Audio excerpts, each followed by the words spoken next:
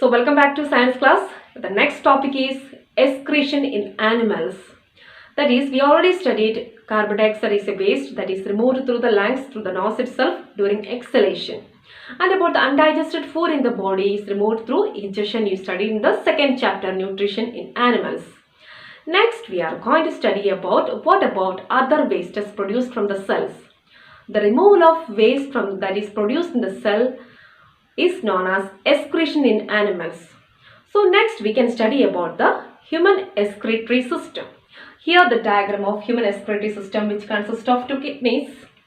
Ureter is here and urinary bladder is this, urethra and urinary opening. These consist of human excretory system.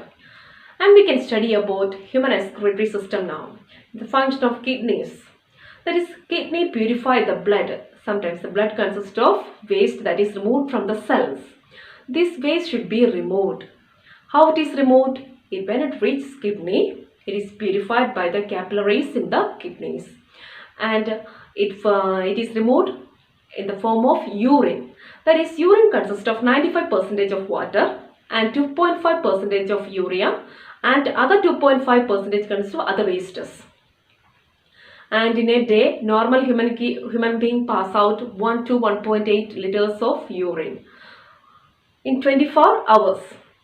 Here we can study about kidney. From the kidney, urine is passing through the ureter. It will reach, after that it will reach urinary bladder, and it is passed through the urinary urethra, and it is passed out through the urinary opening, the last part. So these are the structure of human excretory system. That's once more you can do. Two kidneys are there. Then this tube-like structure is known as ureter, and here the bladder, urinary bladder. Here the urine is stored, and it is here one more organ is the urethra, and the urine is passed out through urinary opening. So I think all of you understand about human excretory system. And do you know what is sweat? What do you mean by sweating your body?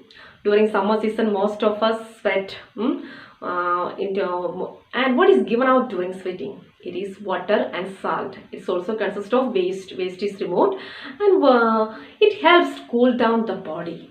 That's the main function of sweating. Next, I am giving an assignment for you today. That is, what you have to find out what is dialysis. So for the next live session, I will ask what is dialysis. So you must read carefully the textbook, especially that blue box. Answer is there.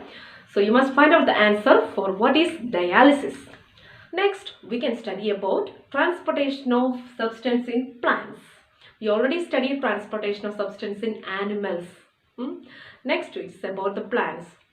Here, the plants consist of roots, and this root contain root hair, which increase the absorption of, increase the surface area to absorb the nutrients from the soil. You know about villi. Where you studied villi? In the second chapter, that is nutrition in animals. That is, what is the function of villi? Villi increase the surface area to absorb the food, that is digested food from the small intestine. Like in the same way, plants also consist of root hair in the soil, which increase the surface area to absorb water and minerals from the soil.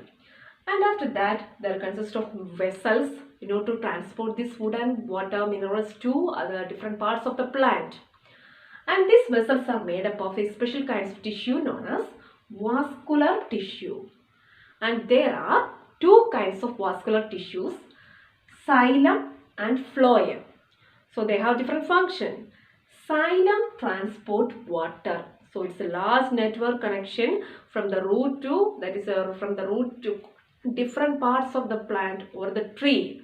The xylem transport water. And what about the phloem? It carries food and minerals. Phloem carries food, transport food to different parts of the plant. Once more I will say, there is plant vessels are made up of vascular tissues, and this vascular tissue is divided into two. The first one is xylem, second one is phloem. Xylem always transport water, and phloem always transport food. And the last part of the session, we have to study about transpiration. Through the stomata evaporates water and cools down the plants, and this process is known as transpiration. So transpiration is the process of evaporation of water through the stomata. So I think all of you understand about transport of substance in plants and animals. And thank you all of you for listening to the class.